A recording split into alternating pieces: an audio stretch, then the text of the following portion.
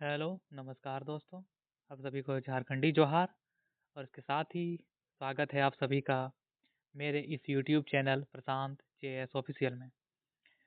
जैसा कि आप सभी जानते हैं कि हम लोग 14th जेपीएससी का जो लैंग्वेज पेपर कोटा है, उसकी कक्षाएं मैं प्रत्येक दिन आप लोगों के साथ लेकर के उपस्थित हो रहा हूं। इस कड़ी में हम लोग आज तक 16 लेक्चर कंप्लीट कर चुके हैं और आज हमारा लेक्चर नंबर 17 है। और आज हमारा सबसे एकदम मस्त टॉपिक जो लोक साहित्य है, जहाँ पे आप लोग को एकदम ढेर सारा मजा आने वाला है। कोटा का जो एकदम सबसे एकदम बेस्ट पार्ट है पढ़ने के लिए सिलेबस में, वो है लोक साहित्य। ये जो चीज़ें हैं, आपको एकदम उसमें आप रच बस जाइएगा, दिमाग आपका जो है एकदम चकाचौंध से भर जाएगा। जो आपको अनुभूतियाँ होगी पढ़ करके, जो मज़ा आने वाला है आप लोग को, उसकी कल्पना आप नहीं कर सकते हैं। तो चलिए, इस हम लोग जो है वो कोटा का जो लोक साहित्य है, उसकी आज हम लोग परिभाषाओं को जानेंगे, उसकी विशेषताओं को जानेंगे और उसके महत्व जो है उसको जानने का प्रयास करने की कोशिश करेंगे।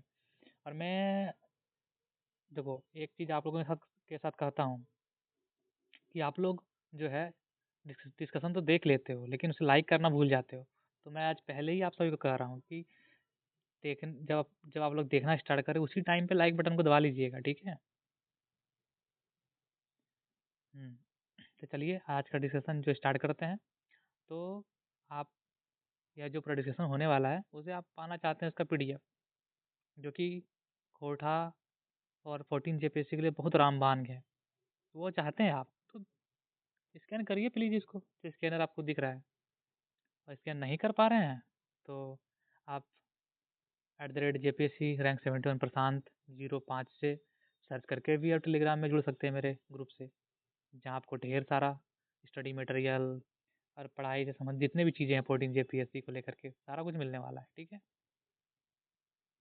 तो चलिए फिर से आप लोग देख सकते हैं कि हम लोग मेरी जो क्लास स्टार्ट करने के पहले सिलेबस देखने की जो प्रथा है, आज भी वही रहेगी, सेम ही रहेगी। तो हम लोग क्या-क्या देखते हैं कि क्या-क्या चीज़ें हमारी कंप्लीट हो चुकी हैं। तो सबसे बड़ा पार्ट कोटा भाषा खंड भाग को पूरा का पूरा खत्म, कोई डाउट नहीं। और यदि आप लोग नहीं देखे हो तो जाइए प्लेलिस्ट में पूरा देखिए इसको, ठीक है? और जो कोटा भाषा का सबसे मस्त टॉपिक है, सबसे मस्त पार्ट है, कोटा लोक साहित्य, उसको देखेंगे आज से। और 4-5 दिनों में कंप्लीट कर लेंगे, ज़्यादा बड़ा है भी नहीं और मज़ा आने वाला है आप लोग सभी को। तो आज हम लोग का टॉपिक क्या है? कोटा लोक साहित्य का सामान्य परिचय, विशेषताएँ और महत्व। देखो, आपको लगेगा कि मेरा नोट्स बहुत छोटा है, लेकिन मेरे नोट्स छोटा रहने के पीछे रीज़न आप सबको पता है भाई, कि मैं उतनी ही चीज़ें लिखता हूँ और उतनी ही चीज़ें बतलाता हूँ जो परीक्षा के लिए उपयोगी हैं। आपको यदि रिसर्च करना है, स्कॉलर बनना है, तो प्लीज़ जाइए आप पीएचडी करिए इस चीज़ को लेकर के, ठीक है? तो चलिए आज का डिस्कशन हम लोग स्टार्ट करते हैं। तो चलिए आज कोई एक क्वेश्चन के माध्यम से हम लोग देखते हैं सारी चीज़ों को, किस प्रकार का क्वेश्चन आ सकता है। देखो, ये जो टॉपिक है, इससे हर साल क्वेश्चन आता है। 100% स्ट्राइक रेट है, क्वेश्चन आएगा ही आएगा। 10 मार्क्स में भी आ सकता है, 7 मार्क्स में भी आ सकता है, लेकिन मैक्सिमम चांसेस जो है वो 10 मार्क्स में ही होता है ये। तो यार आप इसको रट लीजिएगा और 2-4 बार देखिए, इसको अपने स्तर पे लिखने का प्रयास करिए, पीडीएफ को डाउनलोड करके, ठीक है? तो क्वेश्चन क्या है? लोक साहित्य ककरा कहल जाए? देखो, लोक साहित्य ना लिख करके वो लोग कोटा में लोक साहित्य कहते हैं, ठीक है? लोक साहित्य ककरा कहल गेल है, लोक साहित्य किसे कहा जाता है? लोक साहित्य की विशेषता और महात्म के बखान करा। लोक साहित्य की विशेषताएं हैं और उसके जो महत्व है उसके बखान करो भाई, बखान करो, कि बखान करने की चीज़ ही है लोक साहित्य। हम लोग इंट्रोडक्शन को देखेंगे, मतलब डिफिनेशन को देखेंगे, लोक साहित्य किसे कहा जाता है। तो ये जो देखो, आपको ये चीज़ें मिलेगी नहीं, हर कहीं मिलेगी नहीं। ये मेरे द्वारा ही सारा कुछ लिखा गया है और मेरे मेरे मगज मगज मतलब दिमाग दिमाग की उपज है सारा चीज़ें। इसी तरह लोक साहित्य भी जो है मगज का चीज़ है। कोठा लोक साहित्य गोटे जनता के साहित्य कहल जाए। कोठा में लोक साहित्य क्या किसे कहा जाती है? लोक साहित्य का मतलब ये होता है कि जो पूरे समाज है, पूरी जनता जो है, पूरे समाज और जनता का ही साहित्य है। देखो, कोठा लोक साहित्य गोटे जनता के साहित्य कहल जाए।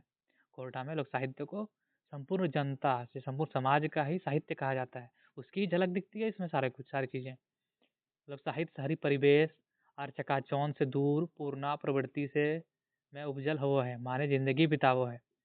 अब देखो, लोक साहित्य जो है वो समाज को दिखा रहा है और कोठा समाज को दिखाने वाला चीज़ है। तो लोक साहित्य जो है वो शहरी शहरी परिवेश से दूर है, शहरी परिवेश, शहर में ये सारी चीज़ें आपको देखने को नहीं मिलेगी, गाँव में देखने को मिलेगी। शहरी परिवेश और उसके चकाचौंध से दूर, बहुत दूर है, ठीक है? और पूर्णा परिवर्ती से और पूर्णा परिया से कह सकते हैं, मतलब पीढ़ियों से, पुराने समय से ही उपजा हुआ होता है, मतलब इसका विकास हुआ रहता है, इसका फॉर्मेशन हुआ रहता है और मानव ज़िंदगी बिता हुआ है। मतलब शहरी चकाचौंध से दूर, छोटे से गाँव में, छोटे से कस्बे में, वहाँ के समाज में लोक साहित्य पनपता है और बहुत ही प्राचीन काल से ही छोटे समाज, संपूर्ण समाज उसको अपने साथ ढोए चलता है और उसमें कुछ-कुछ ऐड करते चलता है, जिससे लोक साहित्य और समृद्ध होते चलता है। तो एक बार फिर से लोक साहित्य का जो डेफिनेशन वो है, यह है कि लोक साहित्य गोटे जनता के साहित्य कहल जा है और लोक साहित्य शहरी परिवेश और चकाचौंध से दूर पूर्णा प्रवृत्ति में उपजल हुआ है, माने जिंदगी बितावो है। अब देखो, डॉक्टर कृष्णदेव जो उपाध्याय हैं, उनकी एक पुस्तक है लोक साहित्य की भूमिका। उसमें वो कहते हैं, किताब में लिखता है कि भाई क्या है लोक साहित्य, है क्या, डेफिनेशन जानो इसका। लोक साहित्य लोक जन समुदाय के दुख दर्द, हांसी ठट्ठा, भाव भंगिमा, जखन आपन लोक भाषाक सरल शब्दे अपरूपी फूट भरा है, ऐसन साहित्य लोक साहित्य कहल जा है। देखो ये जो डेफिनेशन है बहुत मस्त है, आपको इसमें सारी चीज़ें मिल जाएंगी। देखो, लोक जन समुदाय के, लोक साहित्य में क्या क्या चीज़ें होती हैं, लोक जन समुदाय के दुख दर्द होता है, हंसियाँ होती हैं, हांसी ठट्ठा, भाव भंगिमा, उसकी भावनाएं होती हैं, भंगिमाएं होती हैं। तो लोक जन समुदाय की जो दुख दर्द, हाँ, हंसी ठट्ठा, भाव भंगिमाएं जब अपन भाषा में, अपनी भाषा में, सरल शब्द में, अपरूपी मतलब अपने आप, अपरूपी मतलब अपने आप फूट बह रहा है, अपने आप सरल भाषा में, लोक भाषा में फूट के बहराता है अपने आप, तो ऐसन साहित्य को क्या कहते हैं?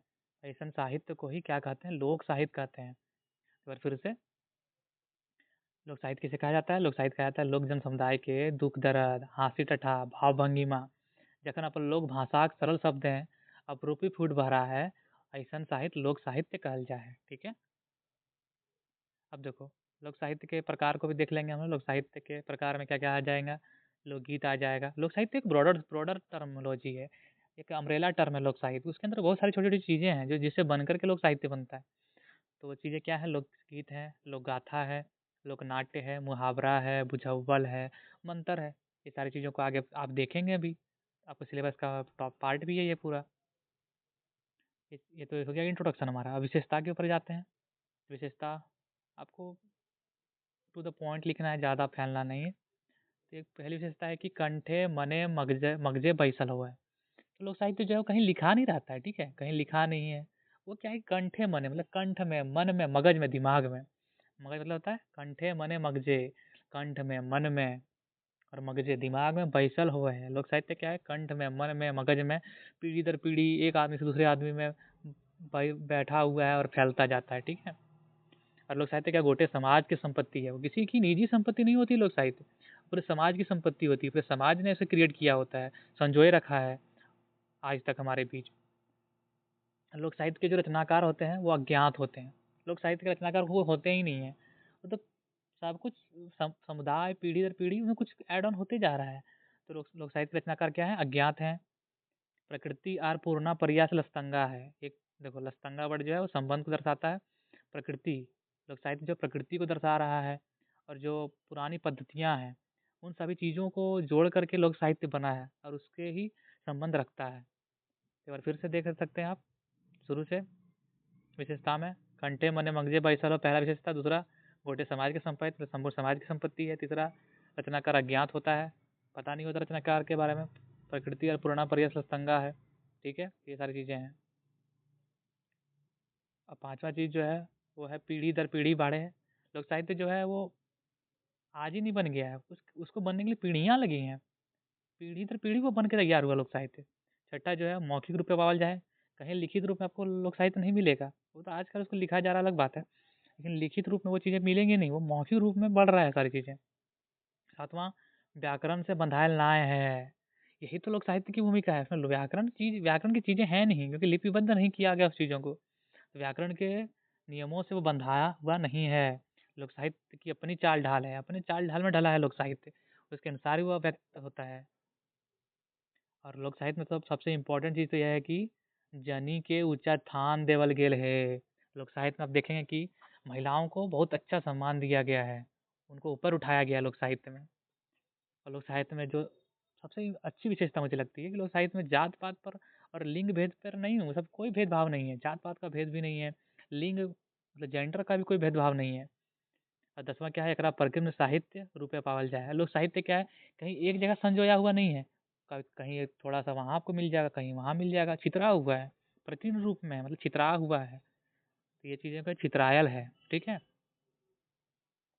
ये तो हो गई अब इसकी विशेषताएँ लोक साहित्य की।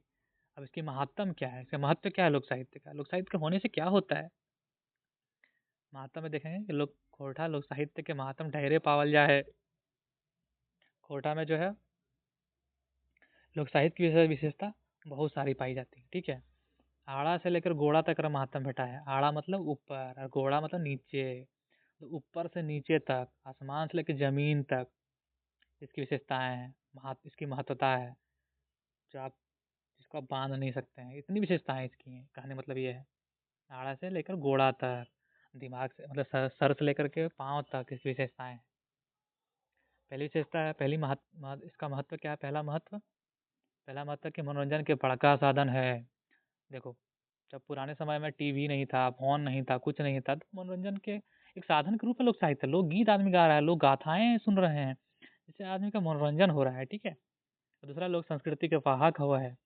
अब देखो, जो लोक संस्कृतियाँ हैं, कोई लोक गाथा है या कोई लोक गीत है, कर्मा गीत हो गया या बिरहा गीत हो गया, कुछ भी है, तो एक क्या वो संस्कृति को बाँधे हुए है। लोक लोक साहित्य क्या है, वो लोक संस्कृति को बाँधे हुए है, उसको एकदम जकड़े हुए है, जिसको और उसको आगे बढ़ाने का काम कर रहा है। तीसरा, लोग समाज के हजारों बछर का अनुभव भेटा है। हाँ, महत्व यह है कि जो हजारों सालों का जो अनुभव है, वो लोकगीत, लोक नाट्य, लोक गाथा इत्यादि चीज़ों में लोक साहित्य के रूप में मतलब मुखर के सामने आता है हमारा। उसमें बहुत सारे अनुभव हैं, अनेक पीढ़ियों के अनुभव उसमें दिखते हैं। चौथा, गोटे समाज कर विकास देखल जाए। इसमें आप देख सकते हैं कि पूरे समाज का विकास यदि आप किसी समाज के लोक साहित्य को देखते हैं, तो लोक साहित्य कहा जाता है कि वो समाज का दर्पण है। समाज का दर्पण है, तो इसमें आप देख सकते हैं कि किस प्रकार पीढ़ियाँ बदली हैं, उनका माइंडसेट किस प्रकार चेंज हुआ है, उनका विकास किस प्रकार हुआ है, ये सारी चीज़ें आपको एक लोक साहित्य में देखने को मिल जाएगा। पाँचवाँ, लोक साहित्य सामाजिक और ज़िंदगी की पाठशाला है। हाँ, लोक साहित्य जो है वो समाज का और जीवन आपको कहीं सारी जो चीज़ें आपको सीखने समझने को नहीं मिलेगी, वो लोक साहित्य आपको सिखा देगा। समाज की पूरी जानकारी आपको मिलेगी और ज़िंदगी में क्या करना चाहिए हमें, उसकी सीख भी मिलेगी आपको। बहुत सारी चीज़ें हैं, बहुत सारे लोक गाथाएँ हैं, लोक रचनाएँ हैं, जिससे आपको सीख मिलती हैं। तो क्या है, लोक साहित्य सामाजिक और ज़िंदगी की पाठशाला है। ज़िंदगी की यात्रा के आसान व सरल बनावे है।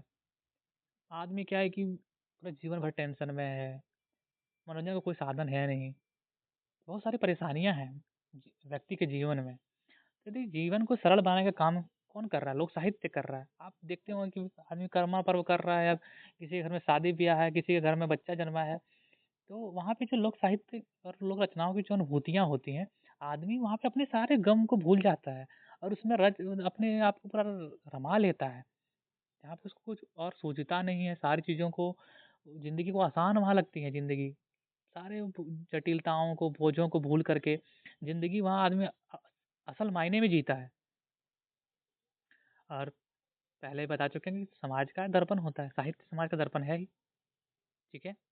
अब देखेंगे निष्कर्षतः कंक्लूजन में माहिर के कहल जाए पारे की लोक साहित्य गोटे कोठा समाज कर संपादित और आईना हकै जरा आगू बढ़ावे की दरकार है।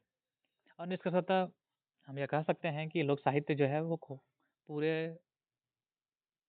कोठा समाज का संपत्ति है, संपन्न का संपत्ति है, और आईना भी है, दर्पण भी है, जिसमें आपको पूरे समाज की छवि दिख जाएगी, उसके सोच व्यवहार की छवि दिख जाएगी, उसके सम्मान और भेदभाव की छवि दिख जाएगी। तो सारी चीज़ें आपको देखने को मिलेगी, और सारे पर्व त्योहार मिल जाएंगे, गीत मिल जाएंगे, पहेलियाँ मिल जाएंगे, कहानियाँ मिल जाएंगी, जिसको क्या है कि भाई आजकल वो लोक साहित्य जो है खोता जा रहा है। तो हमारा एक मुख्य जो चीज़ होना चाहिए जो हमारी रिस्पॉन्सिबिलिटी होनी चाहिए वो है कि भाई इसको आगे बढ़ाना है हमें, इसको आगे बढ़ाने की दरकार है, आगे बढ़ाने की आवश्यकता है, जिससे लोक साहित्य हमारा जीवंत बन सके और इसकी समृद्धियाँ और इसकी पहुँच जो है वो हमारी पीढ़ी तक सीमित ना रह करके आगे की पीढ़ी तक भी बढ़े। ऐसा काम हम लोग को करना है, लोक साहित्य को संजोए रखना है। इसके माध्यम से आदमी अपने जीवन की सरलताओं को पहचान सके, अपने जड़ को देख सके, अपने रूट्स को ना भूल सके। आदमी महान तभी बनता है जो अपने रूट्स को भूलता नहीं है, ठीक है? तो लोक साहित्य हमें अपने अपने रूट से बाँधे, अपने जड़ों से बाँधे रखता है और हमें वह व्यक्ति बनाता है, जिससे जो व्यक्ति जीवंत होता है, समाज के लिए कुछ करने की उसमें क्षमता होती है और समाज और राष्ट्र और साथ-साथ ही अपने पूरे देश या वसुधैव कुटुंबकम की जो भावनाएँ हैं, यहाँ से ही निकल के हमारे पास आती है, ठीक है? मुझे लगता है कि यह डिस्कशन आपको बहुत अच्छा लगा होगा। आपको जो मज़ा आने वाला है लोक साहित्य पढ़ते हुए, वो जो अनुभूतियाँ प्राप्त होने वाली हैं, वो असीम हैं। तो आपको यह पूरा डिस्कशन बहुत अच्छा लगा हो, तो प्लीज़ इसको लाइक कर दीजिएगा और मेरे चैनल को सब्सक्राइब करिएगा और शेयर भी कर दीजिएगा। और इस पूरे डिस्कशन का यदि पीडीएफ पाना चाहते हैं, तो इस स्कैनर को स्कैन करिए और मेरे टेलीग्राम ग्रुप में जुड़िए और पूरे जो डिस्कशन का पीडीएफ है वो आप देख सकते हैं। @JPSC रैंक 71 प्रशांत राज 05। चलिए, आज के लिए इतना ही। जय हिंद, धन्यवाद।